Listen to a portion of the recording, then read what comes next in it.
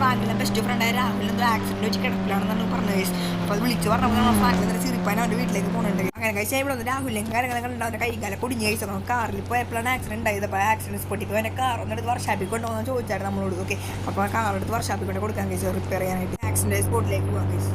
ഫ്രാങ്കിനാണല്ലോ ഡിഫറൻറ്റിൽ വന്ന വഴി കണ്ടാണ് കഴിച്ചു. ഇത് ഈ രാഹുലിൻ്റെ വണ്ടിയുടെ ഡോർ തന്നെയാണ് കഴിച്ചു ഈ പൊളിഞ്ഞ് കിടക്കണം. ഓക്കെ, അപ്പോൾ അവൻ്റെ വണ്ടി ഇവിടെ ഉണ്ട് കഴിച്ചു. ഓക്കെ, നമുക്ക് തപ്പി കണ്ടുപിടിക്കാം. അങ്ങനെ ഫൈനലിലെ വണ്ടി കണ്ട് കഴിച്ചു. ഓക്കെ, പൊളിഞ്ഞ് കിടക്കുന്നുണ്ട് രാഹുലിൻ്റെ വണ്ടി.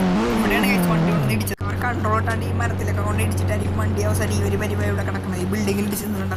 വണ്ടി ഫുള്ള് പോയി കഴിച്ചു തന്നെ വണ്ടി. ഒക്കെ നല്ല എടുത്ത് മെക്കാനിക്കിൻ്റെ അടുത്ത് കൊണ്ടുപോകാൻ കഴിച്ചു. അങ്ങനെ ഫ്രാങ്കിൽ വണ്ടി എടുത്ത് മെക്കാനിക്കിൻ്റെ അടുത്ത് കൊണ്ടുപോകണേ ഇത് വലിയ സ്റ്റാർട്ട് ആവണമെന്നുണ്ടായില്ലെങ്കിൽ എനിക്ക് ഫ്രാങ്കിൽ സ്റ്റാർട്ടാക്കി കഴിച്ചൊക്കെ. ഒക്കെ ലേറെ ഇത് മെക്കാനിക്കിൻ്റെ അടുത്ത് നമ്മൾ ഈ വർക്ക്ഷോപ്പിലാണ് കൊണ്ടുവന്നേക്കണം. ഇവരെ നമ്മുടെ വണ്ടി ശരിയാക്കണ കമ്പനിക്കാർ തന്നെയാണ് കഴിച്ചത്. അവർ പറഞ്ഞത് എന്തായാലും കുറച്ച് നാൾ കഴിയുന്ന വണ്ടി ഫുള്ള് പോയി കിടക്കണം എന്ന് കഴിച്ച് പറഞ്ഞതൊക്കെ.